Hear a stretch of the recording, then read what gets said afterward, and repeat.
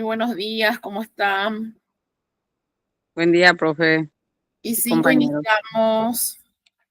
Esperamos que todos ingresen, por favor.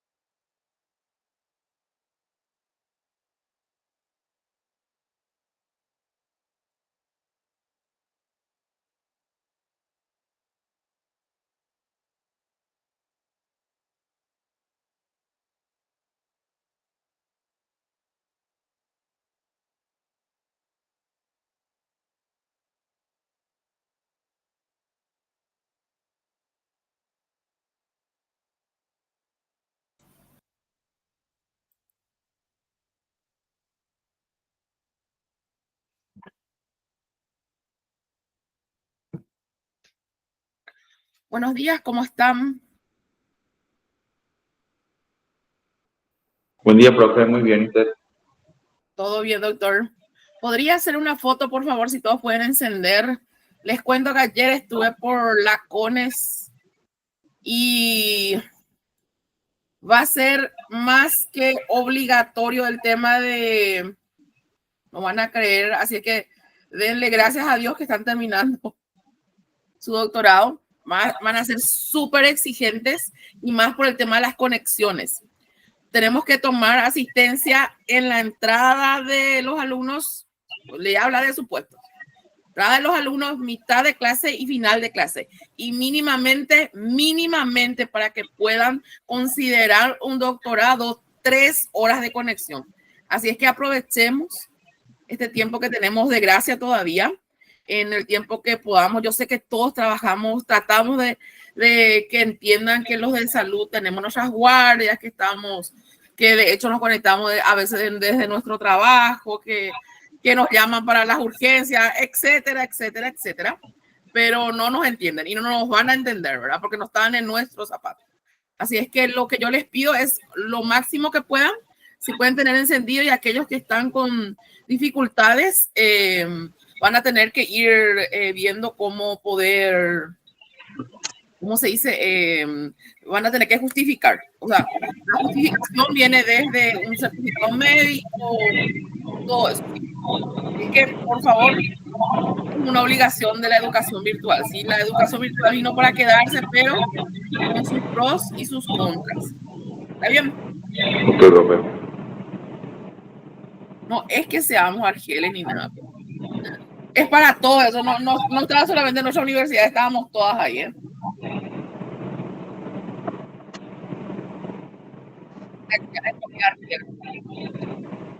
Les aseguro que yo soy la que más quiero ayudarles. Bueno, entonces, hablando de eso, sé que recién, ahora también me mensajean los de la universidad, recién pudieron habilitarles el tema de la plataforma. La plataforma está, si miran, yo ya modifiqué el tema de la tarea. Así que no se preocupen, tienen hasta después del examen también para ir cargando, ¿sí? Hoy es nuestra última conexión Y el otro fin de semana es el examen. El examen voy a estar habilitando porque veo que muchos trabajan también fin de semana. Entonces ya voy a habilitar viernes, sábado, domingo, hasta lunes a la tarde. ¿Les parece? Entonces le doy oportunidad a aquellos que tienen compromisos ya asumidos para que puedan hacerlo dentro de su espacio tiempo libre y se puedan también conectar. ¿Está bien? Van a ser solamente las preguntas de lo que vimos y también un poquito yo quiero saber cómo ustedes manejarían algunos temas, ¿sí? Porque lo que nosotros queremos es que ustedes puedan manejarse en ese mundo y que puedan dar respuesta también con estas materias, ¿sí? No es solamente el tener conocimiento científico, sino que cómo lo aplicaríamos a la realidad a la cual nos enfrentamos todos los días, ¿verdad? Que a veces está tan lejos de lo que dicen los libros, está tan lejos de lo que dicen los manuales o lo que nos dice, por ejemplo, hasta la distancia. Porque nos dice que, por ejemplo, existe una lista de medicamentos básicos, pero en cuántos hospitales no hay. Como el otro día ese compañero estaba compartiendo que no había el tema de anticonceptivos, ¿verdad? Dentro de su servicio. Entonces, para que sepamos lo que es la realidad y cómo enfrentaríamos también esa situación. ¿Está bien? ¿Se entiende? Cualquier cosa también, si tienen alguna dificultad, me pueden mensajear sin problema. Les puedo estar asesorando. Profe, una consulta. Sí, señor. Adelante. Con respecto a la tarea, sería un ensayo, profe, porque estuve mirando, ¿verdad? Un ensayo es lo que tenemos que elaborar en base de los datos que pusiste o cómo. Más bien, doctor, más que un ensayo, no te hagas tanto problema en eso porque sé que tienen poco tiempo y el examen ya está una semana. Así vamos a decirle, ¿cómo te diría? Puse por ítem, te vas solamente contestando los ítems. No te preocupes, va a ser solamente que me contesten los ítems con tal que hayan trabajado y que yo tenga que ahí que trabajaron. Para mí está más que... Perfecto, profe. Excelente. Que tengan conocimiento de la causa. ¿Está bien? Gracias. Genial. Bueno, comparto.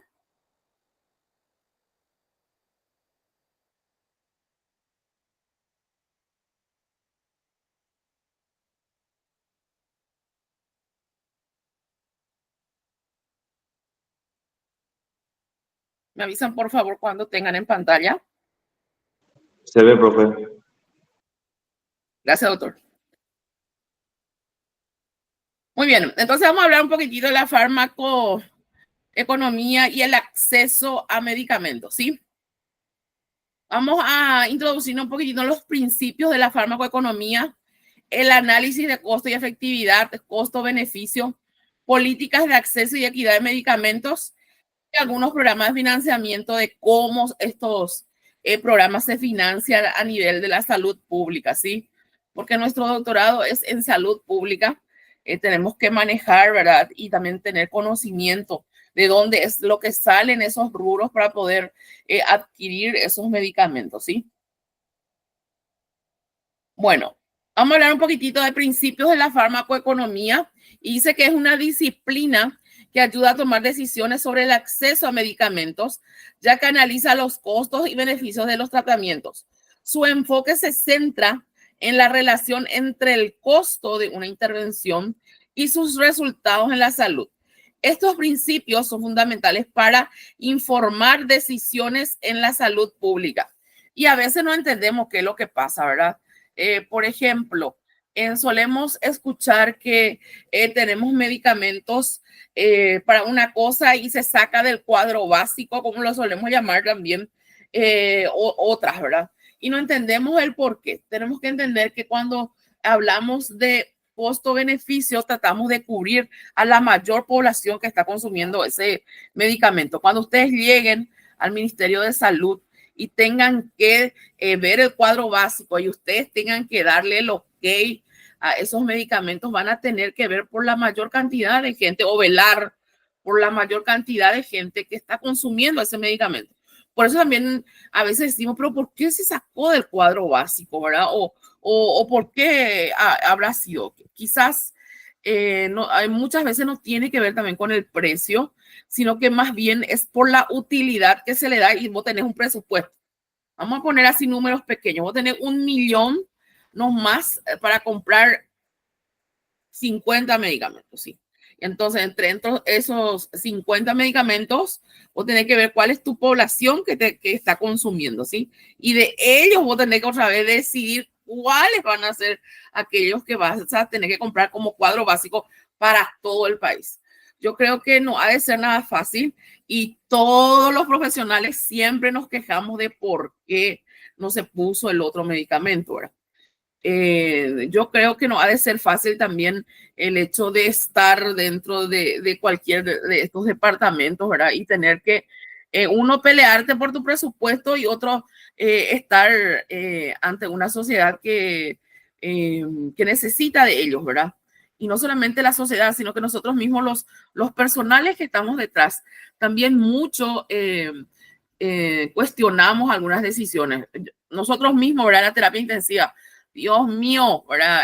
Cuando hablamos de insumos, ¿verdad? ¿Por qué se compra esta marca tan fea?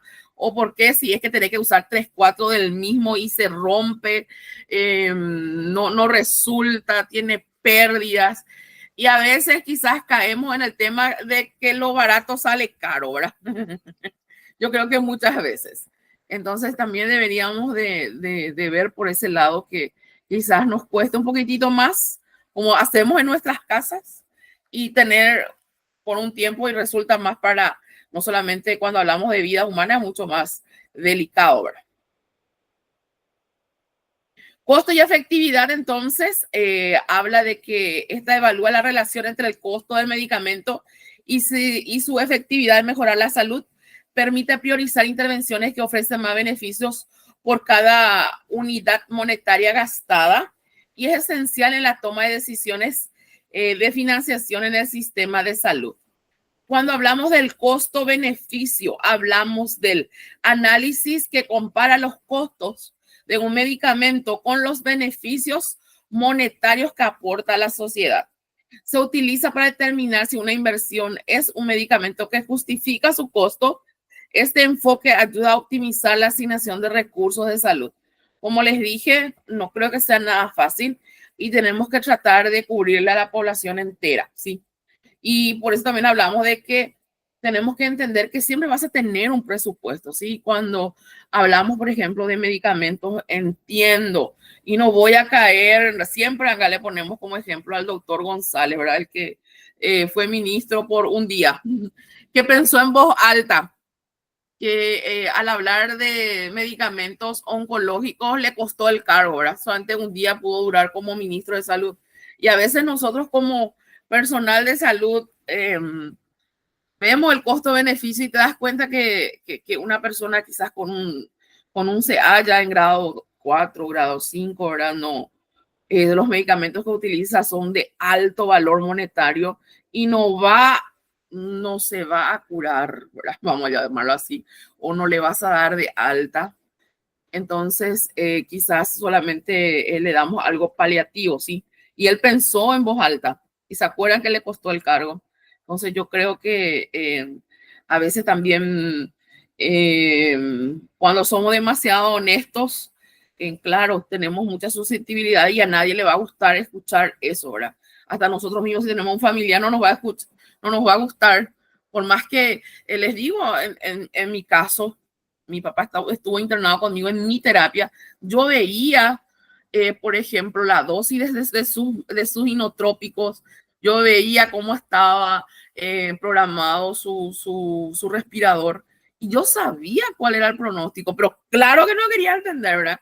Y si tuviera más mano y tuviera más máquina, lo hubiese puesto más a mi papá también. Entonces, a veces es muy difícil sacar lo que te une a tu familiar y lo que realmente es, por más que sabemos, estoy hablando de gente que sabe, como nosotros, ¿verdad? Que manejamos el tema, muy, muy difícil. Entonces, vamos a decir que la farmacoeconomía, entonces, utiliza métodos de la economía, la epidemiología y la farmacología. En ellos analiza los costos y consecuencias de los tratamientos. Vamos a tener que mirar la economía, qué es lo que más sufre nuestra población y a la vez qué es lo que tenemos en el mercado, ¿verdad? Ayuda a seleccionar los medicamentos más utilizados y permite cuantificar el impacto en salud de una intervención sanitaria. También tenemos que hablar un poquitito cuando hablamos de farmacoeconomía del acceso a esos medicamentos, ¿sí? Que es el proceso de verificar que un paciente obtenga el fármaco que necesita, que tenga acceso a ese fármaco, que pueda tener cada mes, como ahora a mí me parece excepcional, ¿verdad? Todo lo que tiene que ver, realmente me gusta mucho cómo está trabajando la gente y me impresioné porque yo era gente de terapia. Me impresionó mucho cuando he visto cómo trabaja la gente de HTA, la gente de diabetes, ahora que yo recorro ahora y sé, por ejemplo, cómo hacen el tema de su carga de medicamentos, cómo hacen el seguimiento de sus pacientes. Me gusta mucho cómo ellos le llaman, ¿cómo es que se le dice a la rondita que ellos hacen? No le dicen ronda, le dicen, a ver, no me acuerdo cómo le dicen. Sí o sí, ellos tienen que ir con el clínico, con el cardiólogo, con el nutricionista, con el nutriólogo, tienen que ir con el odontólogo. Entonces, sí o sí, hacen un circuito, ahí está, un circuito que les dice qué es lo que tienen que hacer y cómo lo tienen que hacer. Y realmente veo que resulta, por eso les digo que me gusta mucho, porque vuelve a acercarse al paciente, ¿sí? Entonces, hay cosas que sí tenemos que también estar orgullosos de lo que se está haciendo y de lo que se está haciendo bien. Lo mismo están haciendo, veo, para la gente con embarazos. ¿Verdad, doctora? No sé si estás por ahí. También hacen ese tema del circuito y yo veo que toditas tienen que pasar con la ginecóloga, con la nutrióloga, con su odontóloga. Entonces tienen que hacer ese circuito y es muy bueno, resulta, y realmente también se ve todo lo que puede llegar a pasar dentro del estado o del embarazo de esa mujer, ¿sí? El acceso a medicamentos debe ser a un costo asumible para la sociedad. Como les dije, cuando hablamos de costo asumible, ahí lo que a veces pecamos de ser muy, ¿cómo se dice?, muy honestos. Y como les dije, a uno de nuestros colegas le tocó el cargo, ¿sí? Le costó el cargo, solamente fue ministro por un día, ¿sí? Aplicaciones de la farmacoeconomía, cómo vamos a tener que aplicarla en la presentación de servicios sanitarios, en el proceso de obtención de nuevos fármacos. Tenemos que ver qué sería más bueno para la población. Entonces debemos de seleccionar tratamientos genéricos que a todos pueda beneficiar, en la evaluación de terapias para enfermedades raras y en la decisión de implementar programas de vacunación que tenemos que ir mejorando, tenemos que ir incluyendo. De hecho, estuve hablando hace un poquito de tiempo, pónganle un mes más o menos, con una jefa de vacunación y estábamos hablando de algunas vacunas que acá nomás en Argentina se está usando el 100% y nosotros no estamos utilizando solamente a una población X porque tenemos tantas vacunas nomás, ¿verdad? Entonces, esas son cosas que tendríamos que rever porque es para cubrir a nuestra población y también cuando hablamos de la epidemiología, ¿verdad? Sabemos que si no estamos cubiertos, toda la población, no solamente esa que tenemos habilitada para vacunar, se va a contagiar, sino que toda la población puede estar expuesta a una enfermedad que pudo haber sido prevenida por una vacuna, ¿sí? De hecho, vamos a seguir gastando en vacunas y no solamente en vacunas, sino que en todo lo que tenga que ver con algunas enfermedades también, ¿sí?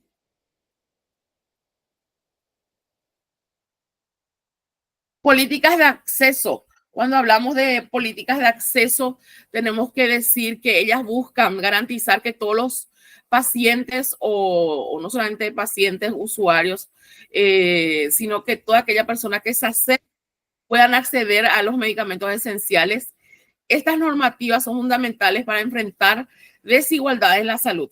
Una mejor accesibilidad a los medicamentos mejora la salud pública en general, ¿sí? Va a mejorar porque sabemos que si tiene ese medicamento y lo toma como lo tiene que hacer, que es otra idiosincrasia que tenemos, ¿verdad? Realmente resultaría ¿Ustedes cuál creen que es uno de los, vamos a decirle, vallas, o no solamente vallas, sino que una de las barreras por las cuales nuestros pacientes no están accediendo a sus medicamentos? ¿Qué me podrían decir? ¿Alguien me acompaña? ¿Alguien está por ahí? Prendan. Sí, profe. Uno podría ser la sobrecarga que tienen justamente los médicos de atención primaria. Yo ya soy médico especialista, ¿no es cierto? Pero realmente muchas veces existen programas y se elaboran programas para el médico de atención primaria. Pero imagínate, el médico de atención primaria tiene que entender el flujograma de embarazada, el flujograma de hipertensión, el flujograma de asma, el flujograma de cuántas enfermedades se le ocurra aparecer, ¿verdad? Entonces es muy complicado.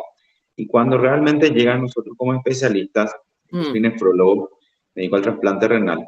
Entonces, normalmente ya es muy tarde. Me está pasando justamente que tengo pacientes de 40 años, de 28 años, hace poco vino a mi consultorio una paciente hipertensa, hace 2 años más o menos, según ella debutó con hipertensión y ya tengo que dializarle ahora mismo. Entonces, son situaciones muy complicadas. Y otro aspecto importante, sacando la sobrecarga de trabajo, es la poca empatía de los colegas. No educamos. Y tal vez no educamos porque el tiempo de consulta sea de 12 minutos, pero realmente es bastante importante la educación. O sea, yo soy docente universitario, grado y posgrado, y siempre enfatizo eso a mis estudiantes, la educación. Es mejor perder el tiempo hablando mal y pronto, educando, porque después finalmente es como una bola de nieve. Entonces, cuando uno le pregunta al paciente realmente por qué no vino a tiempo, y pasa mucho, no es culpa también de los médicos de atención primaria solamente, es culpa del sistema, que el sistema hace que no funcione bien las cosas. El sistema nos enseña a trabajar en equipo, ese es otro factor importante. Lo que estás mencionando con respecto al trabajo en equipo, justamente trabajo en equipo de manera conjunta con el cardiólogo y con el diabetólogo endocrinólogo, pues la mayoría de las causas de la enfermedad crónica son diabetes y hipertensión, no son las únicas, pero son las principales. Entonces, eso es muy importante y hay que meterla más personas, ¿verdad?, en el equipo. Ahí entraría psicología y entraría nutrición, porque estamos con sobrecarga de trabajo, no solamente en el público, sino también en el privado, y es importante realmente tener esa inteligencia emocional, porque ese es otro factor importante también. Somos muy poco inteligentes, podemos tener doctorado, postdoctorado si querés, pero la inteligencia emocional es otro factor que tenemos que tener en cuenta. O sea, como te digo, puedes tener ganas de formarte, sí, pero también tenés que ver la forma en que vas a llegarle a ese paciente o a esa persona. Y también otra de las cosas que ahora me viene a la mente, unas palabras de alguien que yo admiro mucho, que fue superintendente de salud, y él decía, uno de los mayores problemas que yo veo en mis colegas médicos, hablaba, ¿verdad?, es la semiología. ¿Qué es lo que pasa? No le revisan al paciente. No, es así. No, nos quejamos cuando nos demandan. Te ponen a llorar, a rezarle a todos los santos, ya pota milagro, cuántas cosas, ya pota para no te vayas preso. Pero realmente cuando vos mirás del otro lado, ya porque soy forense también, pero cuando vos mirás del otro lado, entonces te das cuenta que cometió una cagada de arriba a abajo, y el simple hecho de no examinarle al paciente o de no tener esa empatía con el paciente, o sea, ¿qué vos tenés que hacer como personal de salud para no irte preso? Para comenzar, hacíamos hablando mal y pronto vamos a pope.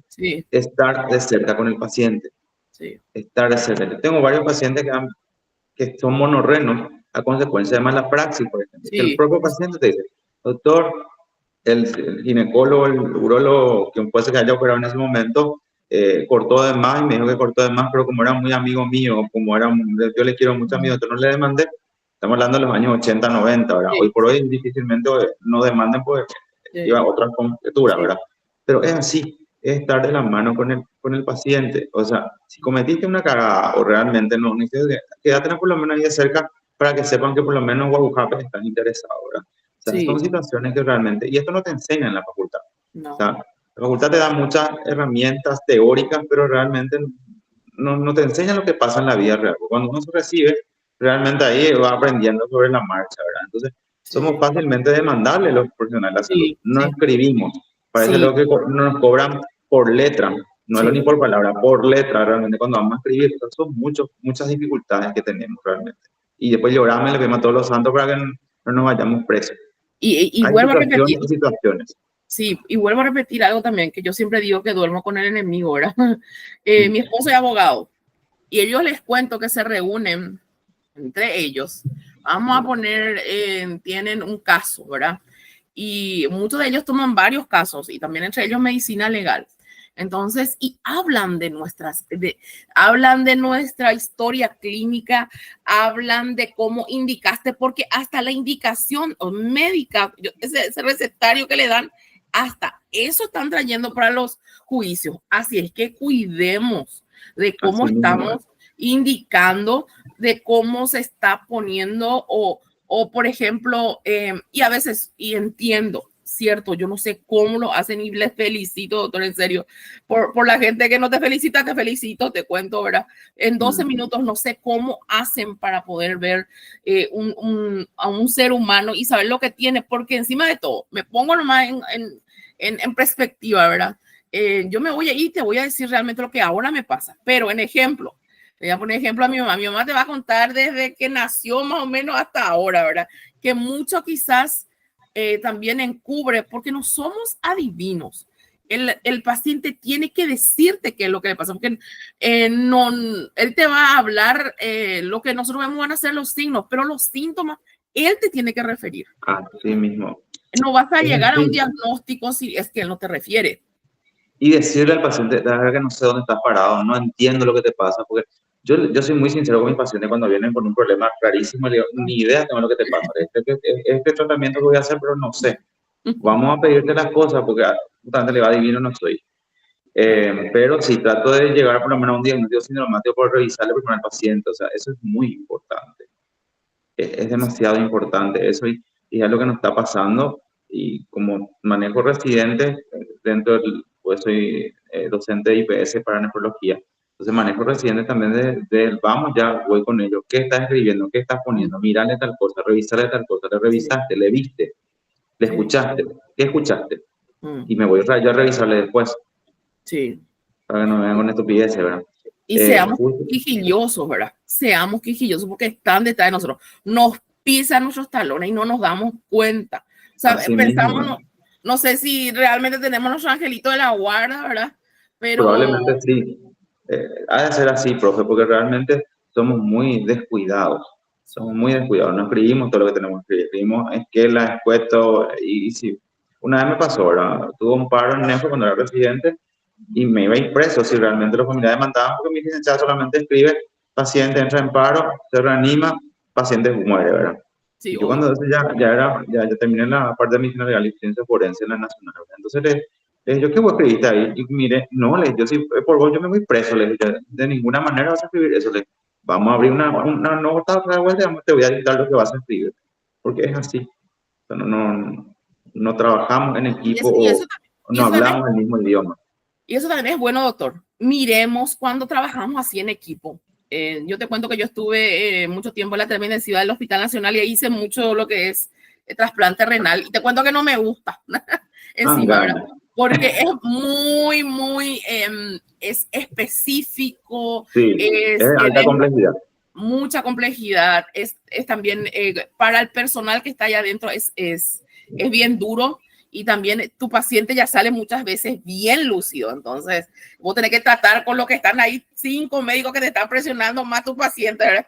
Sí, así mismo. Entonces, realmente te felicito. Es una especialidad. Para mí es buenísima. Mi mejor amiga hace trasplante en IPS. Hasta ahora. La licenciada Mirna Centurión. Sí, le conozco. Ella está con nosotros en IPS. Mirna. Sí, ella y sigue estando también en el Hospital Nacional. Ella es una de las que maneja. Le conozco a Mirna. Y como te digo, son situaciones propias que no te enseñan en la facultad, no te enseñan en ningún grado posgrado, que vas aprendiendo sobre la marcha, pero sería realmente importante tocar estos aspectos porque son, digamos, casos importantísimos. Y también otra cosa, doctor, miremos cuando, no terminé de decir, cuando trabajamos en equipo, estás trabajando con licenciados, estás trabajando, quizás viene el anestesista, viene tu cirujano, viene el terapista, todos a la vez. Miremos cómo se está escribiendo. Así como vos dijiste, solamente RCP por 30 minutos o cuidados post-mortem. Miremos. ¿Por qué? Porque si hay un juicio, al equipo se le va a llamar. no solamente al Así doctor, mismo, a aunque los costas. terapistas son de otra casta, ¿verdad? Pues ellos generalmente le echan culpa a Dios y medio mundo después, ¿verdad? No, ya varias veces tuvieron problemas como trasplantólogos, ¿verdad? Con los terapistas Sí, por eso, pues, ¿qué vas a decir? Porque a veces dicen las cosas, pero no tienen, o sea, no es el filtro, contexto. Y el sí, paciente, obviamente que no entiende nada y se va a agarrar a lo que más le favorece, ¿verdad? No te va a agarrar, yo tengo la culpa, ¿verdad? Nosotros lo somos así, ¿verdad? No aceptamos a veces nuestros errores muchas veces, ¿verdad? No, ¿verdad? Entonces el paciente es peor, ¿verdad? y más todavía cuando hablamos de un paciente trasplantado de riñón, ellos saben Sí, todito. así sí, Tienen es una, complejo, pero tienen nunca una, admiten por qué llegaron a requerir un trasplante de riñón, ¿verdad? Es sí, siempre, y es y bastante decir, duro. como se me le digo, si sos sano, pues no iba a estar ni siquiera, no íbamos ni a conocer siquiera. Y Pero, también a veces se ve ubicación al paciente, a veces cuando está rompiendo la pelota. y más todavía también sepamos que todo trasplante, cuando ya que estamos hablando un poco de trasplante para los demás que no lo hacen, ¿verdad? Realmente es una condición nomás también, o algo que Sí, siempre me dice Mirna, ¿verdad? Es una condición, y a mí me encanta cuando salen en toda la prensa y todo, y hicieron un otro trasplante y así solemos decir, solemos hablar, y me dice, sí, Jenny, pero entender que esa es una condición. Él tiene que seguir dependiendo de sus medicamentos antirrechazo, así mismo. tiene que Cambiamos de seguir, escenario nomás. Es como tiene el que, obeso y el bariátrico. Es un paciente, sigue siendo enfermo, nada más que cambió una enfermedad por otra. Ya no es obeso, pero tiene algunas que otras deficiencias nutricionales, malas absorciones, etcétera. Es cambiar una enfermedad por otra, ahora ahí. Tal vez cambiamos por una enfermedad menos catastrófica, porque enfermo finalmente.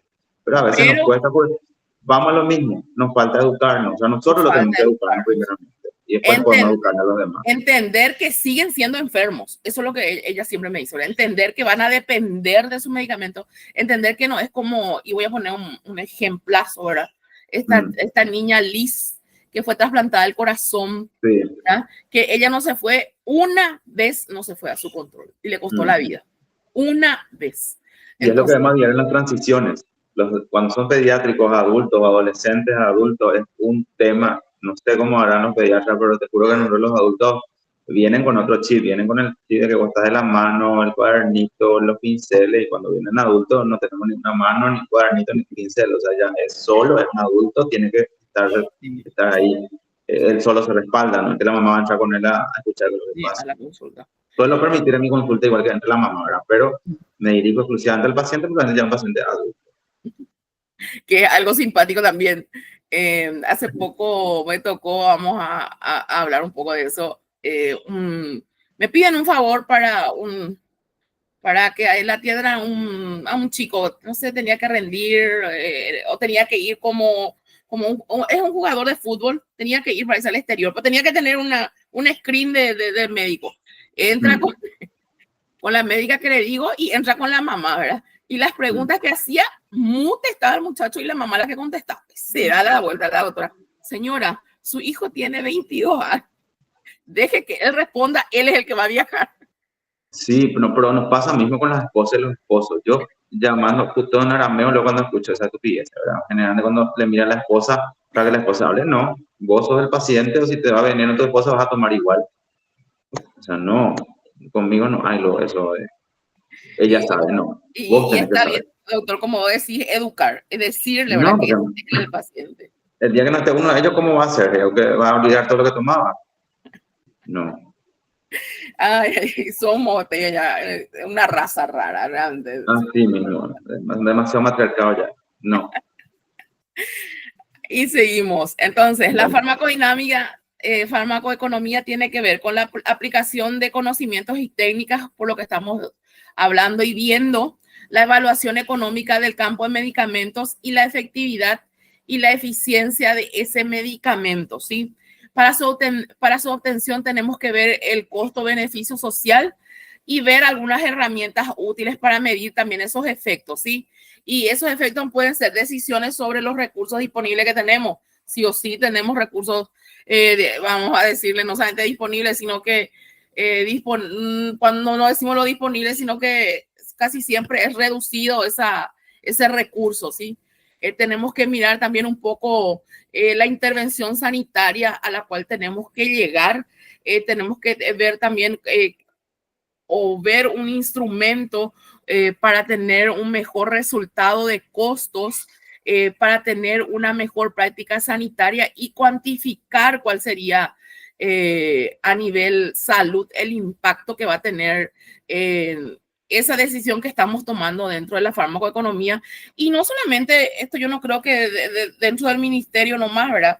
Sino que también para cada paciente, yo creo, doctor, ustedes que recetan medicamentos, yo a veces hay cosas así que le doy gracias a Dios que yo no hago, ¿verdad? Como recetar medicamentos y ver, por ejemplo, te hice bien tu paciente, ¿verdad? Yo no tengo solamente para comprar 1 o 2 medicamentos y vos tenés que darle a aquel que pueda alcanzar y que pueda cubrir ese tratamiento, ¿verdad? Sé que ha de ser muy difícil tener que decidir entre lo mejor y lo que puede comprar y también entre lo que puede sanarle a ese paciente, ¿sí? Yo creo que realmente muchos de ustedes que hacen eso, realmente me saco el sombrero porque tenemos que también luchar con lo que tiene, con la realidad que tenemos, ¿sí? Entonces, yo creo que ha de ser muy difícil tener que decidir entre eso, ¿sí?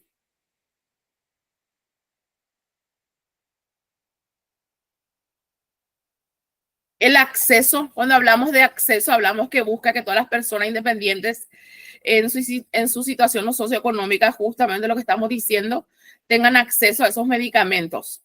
Se basa en el principio de la justicia social en el ámbito de la salud y la equidad permite que se reduzcan las brechas en salud entre diferentes grupos.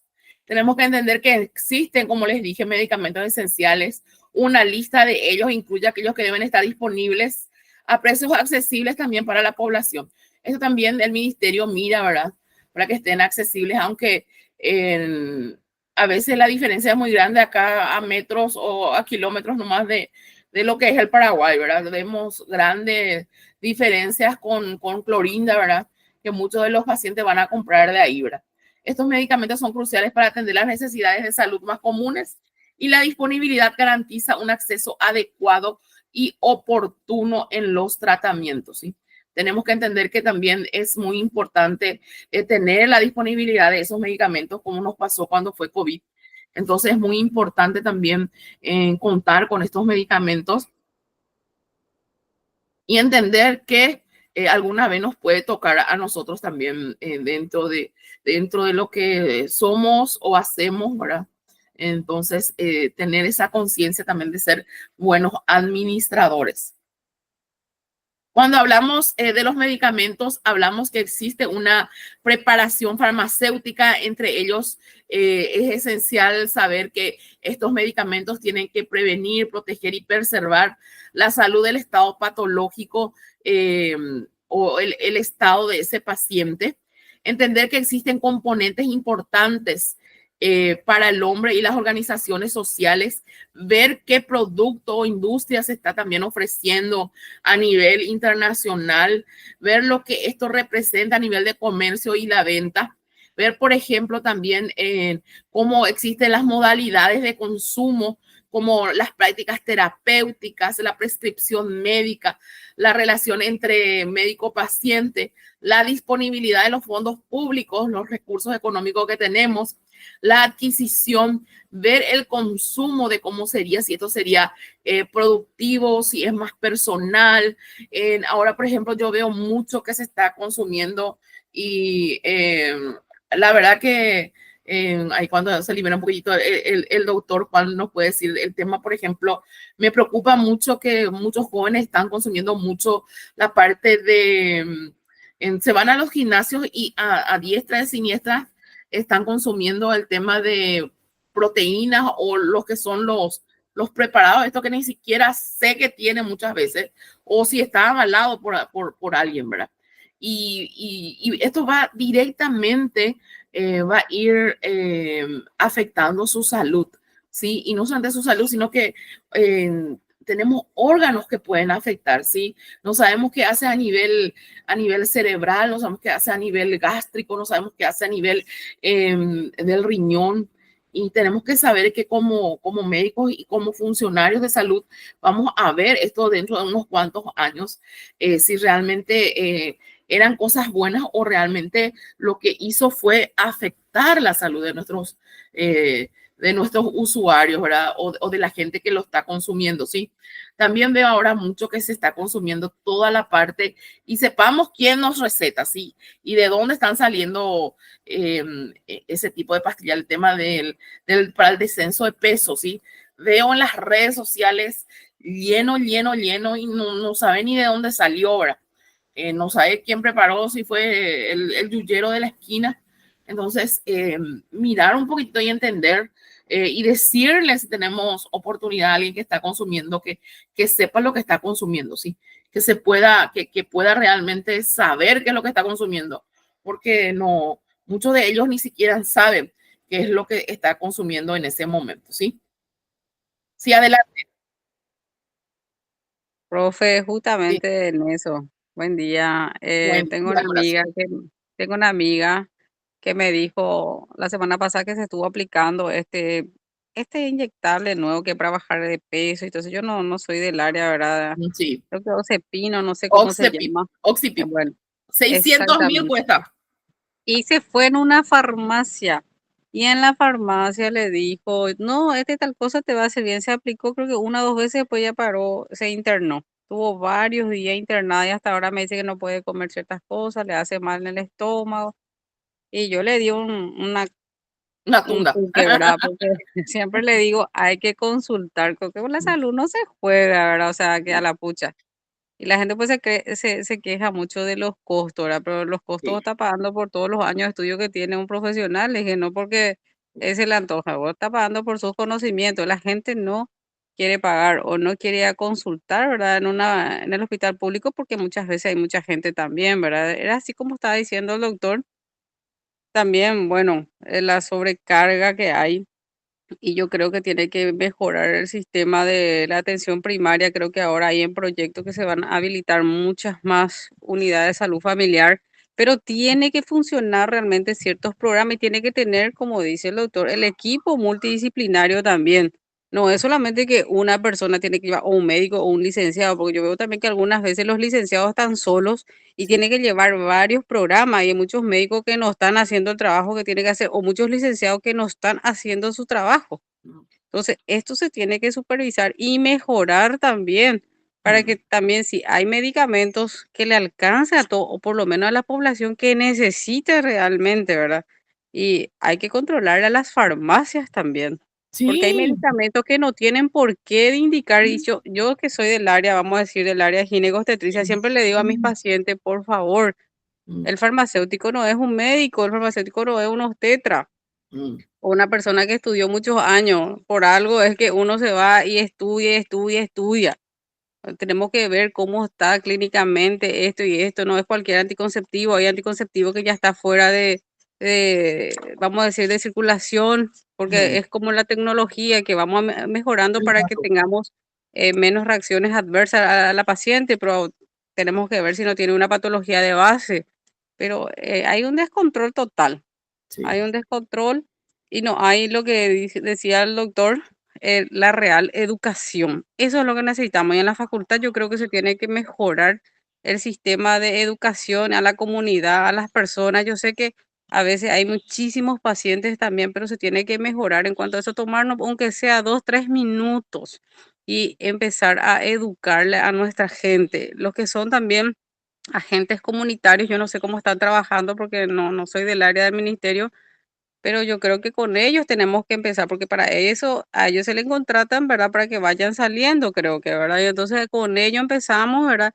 Y con la gente que van y acuden a las unidades de salud familiar, a APS, a los puestos de salud. Entonces con eso tenemos que empezar para que no vayan todo abarrotado. A veces por una sencilla cefalea, un pique se van a un centro de especialidad grande y está tomando el lugar de una persona que realmente necesita. Y yo creo que también la gente de servicio social, que en algunas instituciones no hay, también tiene que ser parte fundamental del equipo, pero que ese profesional salga a trabajar. Ahora muchos trabajadores sociales quieren sentarse, no quieren Sí, más salir. Entonces hay que oficina. visitar, tiene que salir, tiene que indagar realmente si necesita o no, porque muchas veces, bueno, hay gente que va a poder comprar algo y hay otros que no tienen nada. Bueno, ya sé que no tienen ganada, hay que ayudarle más a esa gente, ¿verdad? Y ver la forma. Yo sé, es tan difícil todo, en que al final el que está ahí sentado y el que tiene miles de pacientes, el que tiene que solucionar todo, y eso es lo triste, ¿verdad? Nada más que eso Pero quería contar. sí, y doctora, te doy un ejemplo. El otro día yo me tuve que quedar el lunes porque yo hago control de infección en uno de los hospitales y vamos a tener fumigación porque ahora con este calor sale todos los bichos habidos y por haber. Entonces, estábamos haciendo, yo me quedo y de hecho me avisan que se pusieron de reposo la gente que iba a ir. Entonces me quedo a mirar. Cuando llego a las urgencias, porque yo siempre me dicen eso, me meto en todo y me encanta la urgencia porque soy terapista. Llegan dos pacientes justo con su glicemia altísima, uno 450 y el otro 380. Y va y escucho yo, porque estaba yo por ahí, no hay insulina cristalina. ¿Cómo no va a haber una urgencia? No puede ser que no haya, no puede ser, no puede. No, y no hay, doctora, y no hay, tenemos nomás la Rapid y no sé qué. Y después empezaron a decirme una historia que no pueden usar los hombres o las mujeres, no me acuerdo más. Y le dije, yo no puede ser que en una urgencia. Y ahí yo empecé a llamar a todo el mundo, al jefe, a la jefa, a mis amigos ya para que me puedan dar. Bueno, sí que tuve que salir del hospital a ir a traer una insulina cristalina, pero eso es gravísimo. Le llamé a un amigo que es de mi, o sea, de mi hospital, está cerca de su SF y le dije, usted tiene insulina cristalina, préstame, dame, después yo veo cómo te vuelvo a dar, ¿verdad? Y me dice, doctora, nosotros tenemos en la heladera, ya se cerró mi puesto, pero me voy a ir a darte porque nosotros ahora no usamos. ¿Y por qué no usan? Le dije yo, ahora si vos sabes usar, ¿cuál es el problema de corregirle a un paciente que se te va y vos corroborás que tiene una glicemia de 400 o 380? ¿Por qué no le vas a corregir? Le dije. Y me dijo, no, tenemos prohibido ahora en las USFs corregir el tema de la glicemia. Yo le dije, ¿cómo van a tener prohibido? O sea que solamente una, imagínense, una glicemia elevada van a venir hasta los hospitales, entonces la urgencia va a rotar. Como ese día estaban dos, ¿verdad? Y por eso nuestro hospital general ya se quedó sin insulina, ¿verdad? Imagínense, o sea, no resulta también las USF, están ganando más. Ahora sí que hay algo que se llama, que yo me enteré el otro día, le llaman horario extendido, pero es mentira. ¿Por qué no están? Y vuelven a venir, como les dije, por una crisis hipertensiva o por la glicemia nomás, vuelven a venir hasta el hospital general y por eso seguimos con los hospitales como estamos. Y no sé, yo creo que hasta profesionales así de alto mando o quizás con muchas especialidades necesitamos en esos lugares porque no resulta, no hay responsabilidad, no entienden. No, Es totalmente, algo profe. increíble. Doctor, adelante. Pasa que está lleno de profe de gente sin pedigrí, como yo llamo. Gente sin pedigrí le llamo ya al que no tiene residencia, lo siento mucho. Me costó más de 10 años formarme hasta donde me he formado y la gente no tiene residencia. Y no sé si es su culpa o no es su culpa, pero es lo más fácil muchas veces para acceder al trabajo y el hospital agarra mano hora barata que no te va a solucionar nada, que termina siendo un médico derivólogo, te deriva para todo lo que hay y no puede solucionar una simple crisis hipertensiva. Generalmente una hiperglucemia, peor 20, ¿no? ¿Verdad? O sea, eso es el problema. Y es cierto, trabajan hasta las 3 de la tarde como si fuera que los enfermos no van a las 4, a las 5 o a las 6 de la tarde. Y ganan millones. Ganan millones, pero ahora hay van a un lugar donde no quieren ir nadie, por supuesto, pero vamos nadie, ¿vale? Por lo menos alguien que resuelva las cosas, no, alguien no se aguanta que sea una carga para la parte pública, ¿verdad? Pero ahora, doctor, te cuento que hay algo que se llama horario extendido. O sea, están cobrando un plus otra vez. Por no hacer nada. Ese horario es, profe, de 3 a 9 de la noche y a veces no está nadie. Y me tocó irme yo suelo hacer charla de educación sexual en los colegios y me dice la directora, ay, hay una USF enfrente acá de la escuela, del colegio, la escuela. Ay, en serio, ¿qué tal? ¿Ustedes también? ¿Dónde se van a ir? No, ahí siempre están de reposo. Siempre están, y una ya le denuncié a mi directora, porque nunca está nadie, siempre están de reposo. Y eso es impresionante, este tema de los reposos, el planillerismo, y que no se cuida los insumos. ¿Por qué lo digo? Bueno, como yo fui funcionaria también de esta ONG del CPEP, ahí vos cuidás hasta la gasa. Bueno, es como un privado, vos cuidás hasta la gasa por la sustentabilidad de la institución, ¿verdad? Y ahí yo aprendí, el detergente enzimático, usted que es epidemiólogo, ¿verdad? El detergente enzimático, el litro es más de 100.000 y bueno, vos sabías bien cómo usar la cantidad y todo. Y yo en clínica, después cuando iban a implementar ahí en nuestro consultorio, ese chorro que ni no sabe ni por qué ni para qué tiene que poner. Y yo le decía, ¿ustedes saben cuánto cuesta esto? No, es porque nosotros estemos en un hospital público, tenemos que derrochar. Y si yo no sé, tengo que preguntar. Nosotros somos de blanco, tenemos que aprender, no tenemos que ser burros.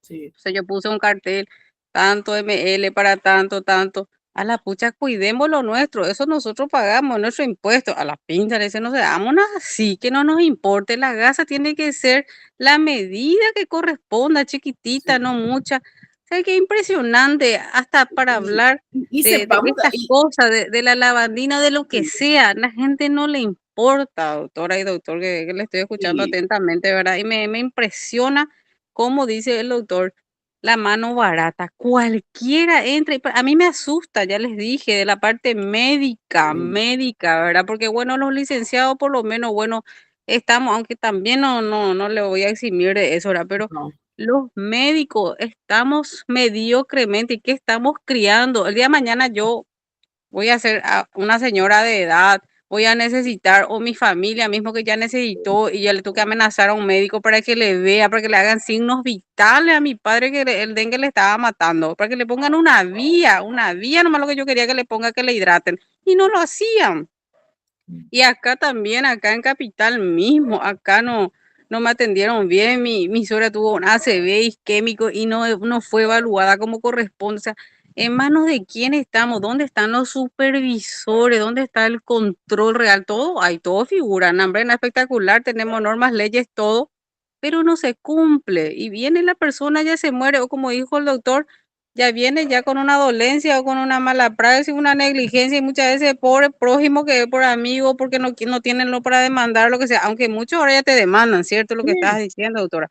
Pero igualmente hay gente que después paga por los platos rotos, de esta gente que es mediocre, de la gente que no le importa la vida, solamente quiere lucrar. Se van también y ponen su sanatorio o su Sí. consultorio delante del mismo del hospital, pero en el hospital no está.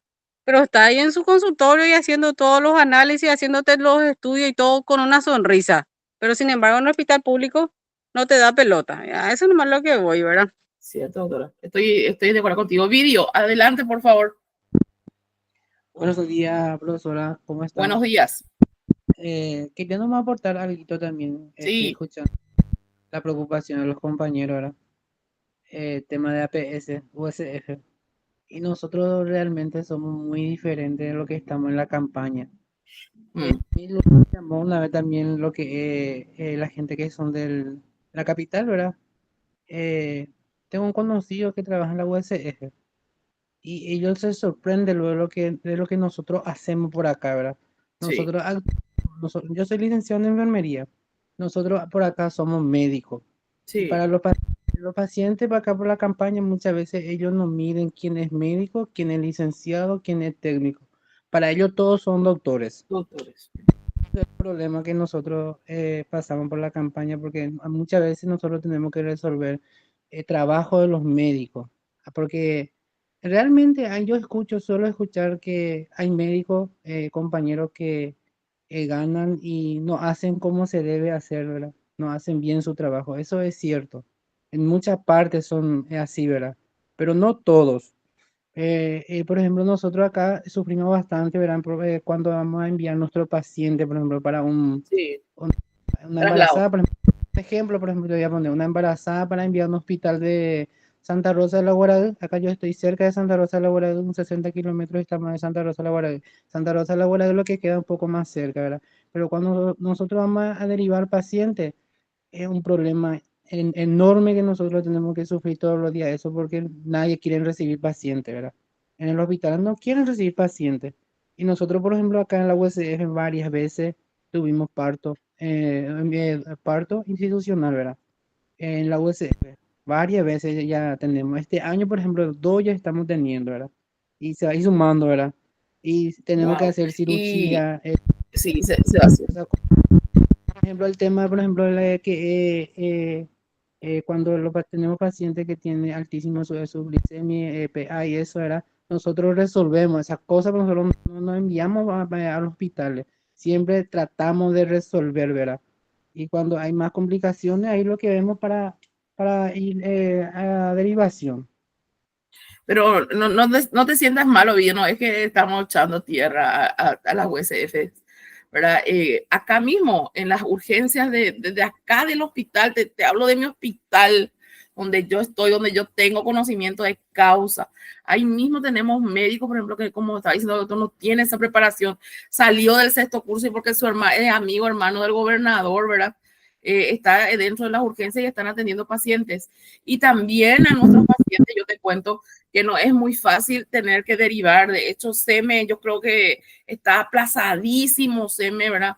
No cumple con los estándares o no cumple con la necesidad de ni siquiera acá de Central, que sería del interior del país, ¿verdad? Me imagino, y yo sé la dificultad que ha de trabajar si nosotros acá nos cuesta con lo que tenemos, con las infraestructuras que tenemos más, con quizás más cerca del ministerio, ¿verdad? Que podemos llegar más rápido, o los amigos que podemos llegar más rápido, y ustedes sí que lejos, ¿verdad? Tienen distancia, tienen el tiempo de que se está complicando el paciente, ya está ahí, ¿verdad? Entonces, realmente me saco el sombrero otra vez para la gente que está en el interior del país. Arriesgamos bastante, ¿verdad? Para aplicar los medicamentos y eso, porque imagínense si reacciona, ¿verdad? Que la dipirona y eso pues fácilmente reacciona, ¿verdad?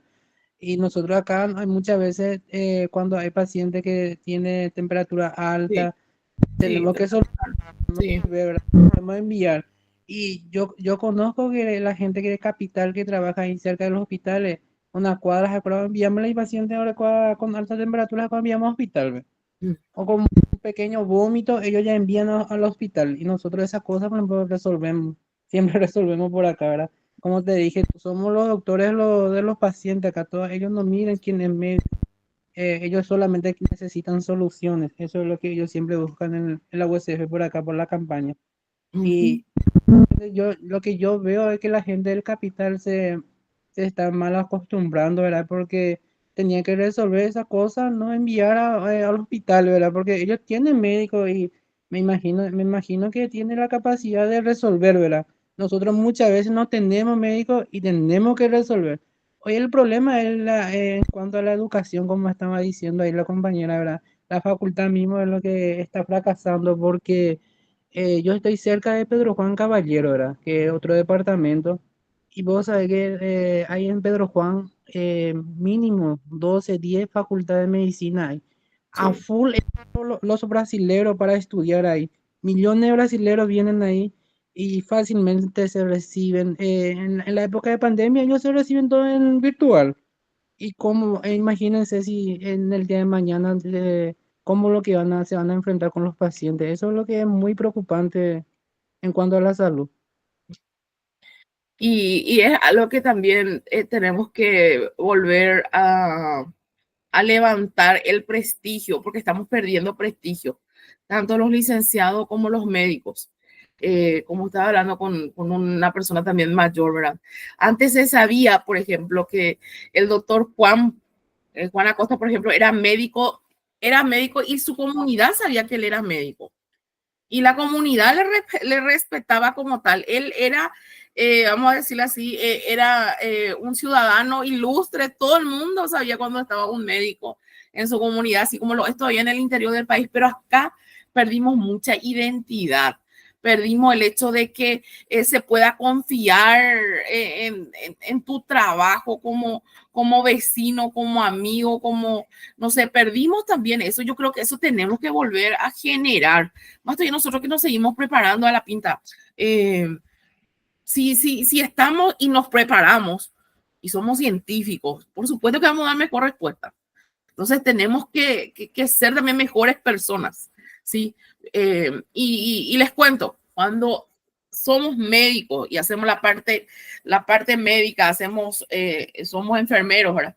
Hacemos esto, sí o sí no vamos a poder encerrarnos. Sí o sí vamos a tener que dar lo que tenemos, por eso estudiamos, ¿sí? Entonces tenemos que volver también a saber que realmente es dar lo que tenemos y lo que sabemos, nosotros que sabemos, porque si esa atención la está dando alguien que no sabe, es un peligro y es un riesgo. Es un riesgo, así nomás. Entonces tenemos que salir también los inteligentes a poder cambiar lo que está pasando ahora mismo, ¿sí? Sigo. La regulación de precios, este es todo un problema, ¿sí? Deben de existir políticas públicas de regulación de precios que limiten el costo de los medicamentos para hacerlo accesible a otras personas que buscan equilibrar la innovación farmacéutica con la necesidad del acceso a, también, como dijo la doctora, dio el ejemplo de los anticonceptivos, ¿verdad? Que hay más que de nueva tecnología. No solamente de nueva tecnología, sino que es seguro que hace menos daño al paciente y tienen mejores resultados. La regulación adecuada puede prevenir abusos en la fijación de precios que sabemos que existe. Cuando ellos se enteran, las farmacias que están a nuestro alrededor, que se terminó una droga, instantáneamente suben los precios. Instantáneamente ya tienen otro precio porque ellos ya saben que en el hospital se acabó, ¿verdad? Y van a tener que comprar los pacientes. Entonces, eso yo creo que tendría que existir alguien. Y yo creo que la vez pasada, no sé quién fue el que dijo, están aplazados lo de, ¿cómo se llaman los que son los que controlan el tema de los precios? Ellos están aplazados porque realmente cuando se termina el medicamento ya empiezan ellos a alzar enfrente del hospital, ¿sí? Entonces sepamos y entendamos que alguna vez esto también tiene que estar al día, y no solamente al día, sino que tiene que funcionar como tal. Existen también programas de la salud pública que implementan medidas para facilitar estos accesos, como estábamos dando ejemplo, diabetes, hipertensión. Ahora hay un montón de programas muy, muy buenos, como a mí me gusta mucho el programa de, ¿cómo se llama? Adolescencia, ¿sí? También tenemos de seguir promoviendo la educación y la prevención en la comunidad, que es indispensable, que es lo que va a cambiar. Yo creo que va a cambiar hacia dónde vamos como sociedad, como estaba diciendo la doctora. Si es que nosotros no trabajamos en la educación y en la prevención, no sé si quizá, ojalá nunca ocurra, ¿verdad? Por la mitad vamos a tener que trasplantarnos, por ejemplo, del riñón.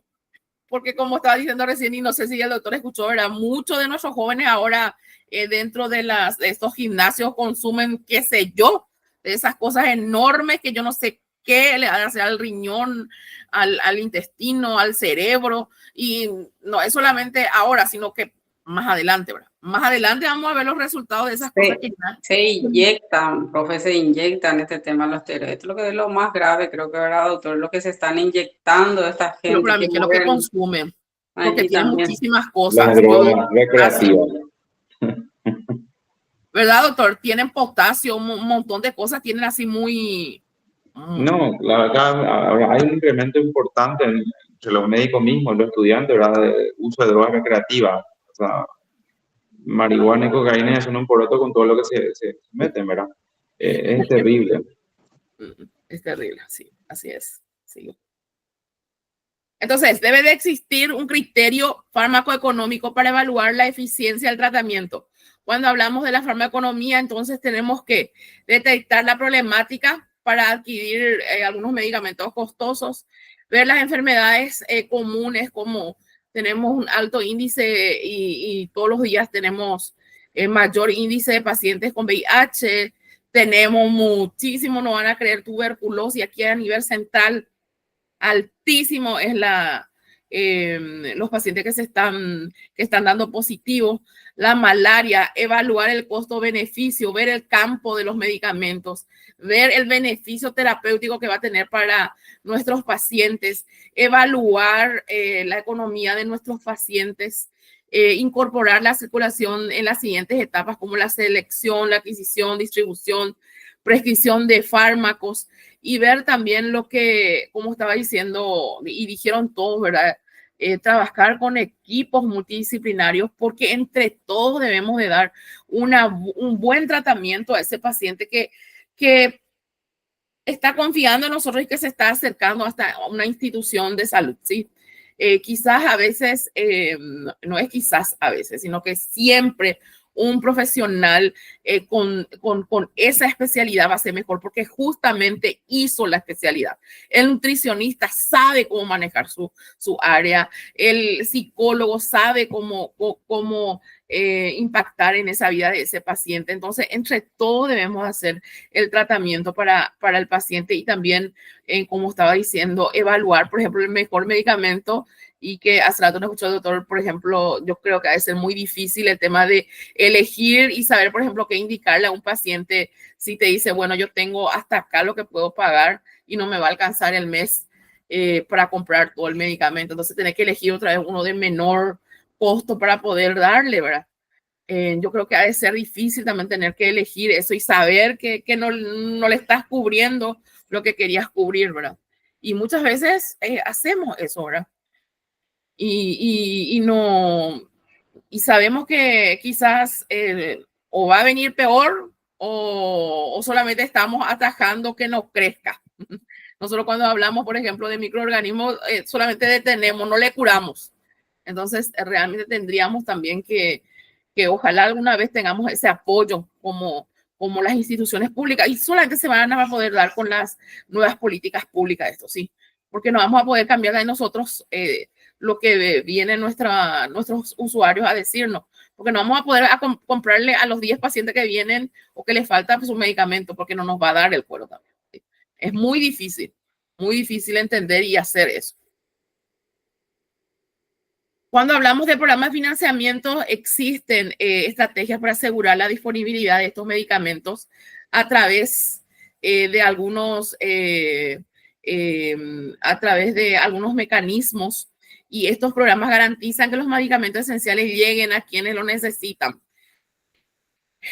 Realmente parece como un cuentito, ¿verdad? Todo es lindo, todo es color de rosa, pero realmente no nos llega, ¿sí? Sepamos que estos programas se financian a través del gasto sanitario, y este gasto, lo último que hay en el ministerio, les cuento que es del 2014. Imagínense lo desfasado que está. 2014, 11 años atrás, y es lo último que ellos tienen en su página oficial, ¿verdad? Entonces, sepamos que nosotros estamos con un presupuesto de hace más de 11 años y seguimos ahí, no sé, nadando, dándolo malla palmotada ahí de ahogado, ¿verdad? Con lo que tenemos. Pero realmente nos toca la parte dura, la parte, como dice mi esposo que es abogado, ustedes tratan con humanos, y nosotros, sin embargo, nos equivocamos y quedan los archivos, ¿verdad? Y muchas veces, porque no podemos dar esa respuesta, nuestros pacientes no salen de alta o no le podemos dar de alta, ¿verdad? Entonces es muy difícil también.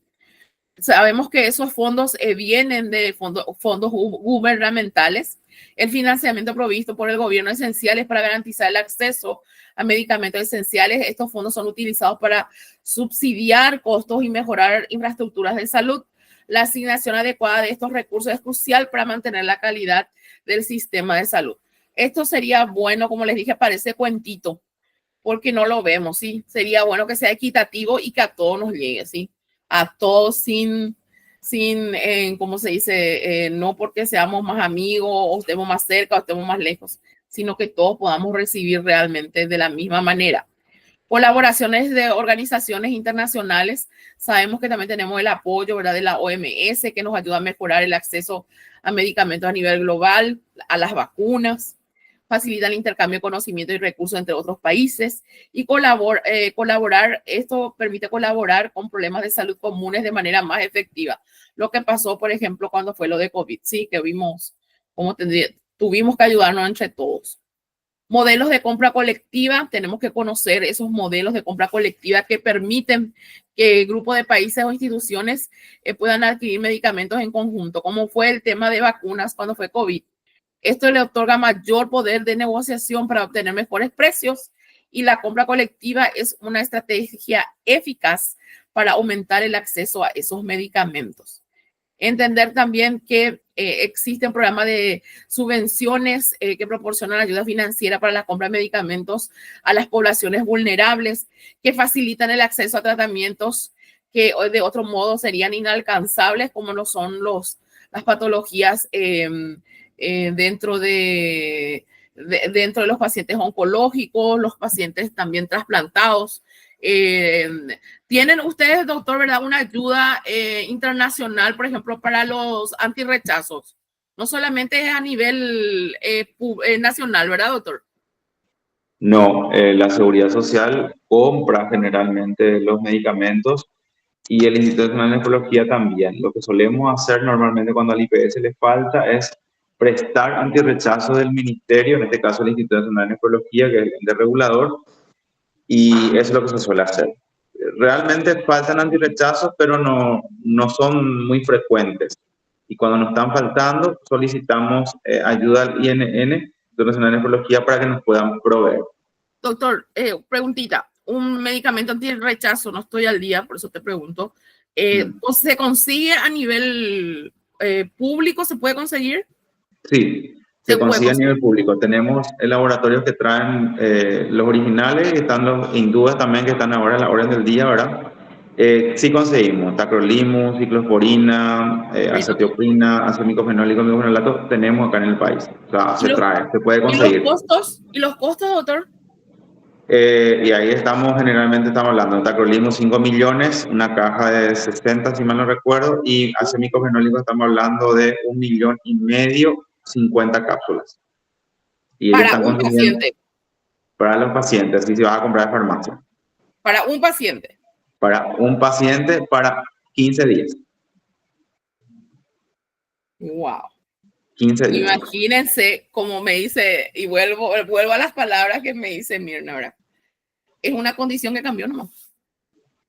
Sí, son enfermedades costosas. Ninguna enfermedad es menos importante que otras, pero son enfermedades lastimosamente de alto costo. Wow. Wow. Imagínense. Bueno, esta iniciativa contribuye a la equidad y la salud al reducir barreras económicas. Yo creo que cuando hablamos así de esas enfermedades, por ejemplo, imagínense, y tenemos muchísimo, y tenemos que darle respuesta a todos, ¿verdad? Y son bastante elevados, ¿verdad? Esos, ¿qué impacto, verdad? Las evaluaciones de impacto determinan la efectividad y la eficiencia de los programas y financiamiento de la salud pública, analizan los resultados obtenidos y su relación con la intervención realizada, y son fundamentales para justificar recursos y mejorar las políticas públicas. Ojalá sea así. Tenemos que ver como conclusión, reforzar la importancia de la farmacoeconomía en la salud pública, ver el enfoque y la necesidad de las políticas equitativas para el acceso a medicamentos y continuar el diálogo y la investigación en el campo de la farmacoeconomía. Continuar también el tema de la educación, lo que nos sale gratis, por favor, decirle al paciente cómo lo que realmente tiene que tomar su medicamento para no llegar a una diálisis o para no llegar a un embarazo no deseado, para no llegar a un trasplante, para no llegar a una cirugía cardíaca que, como estamos escuchando, es elevadísimo el costo. Entonces, tener en cuenta eso. Y nosotros mismos, funcionarios de salud, tener en cuenta eso.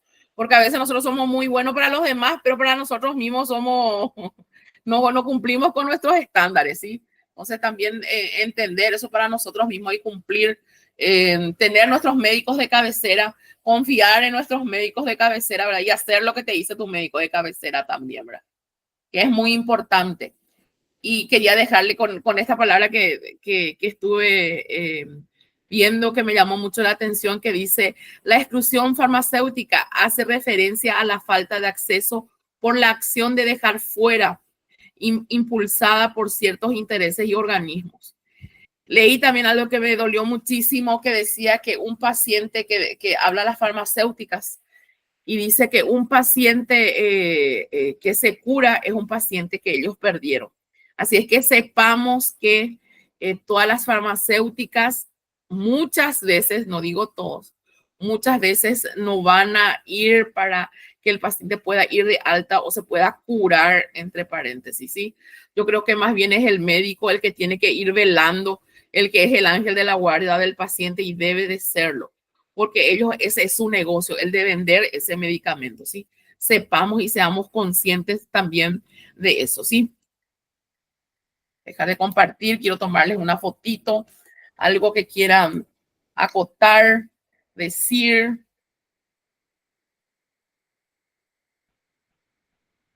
¿Se entendió? Sí, excelente la clase, profe.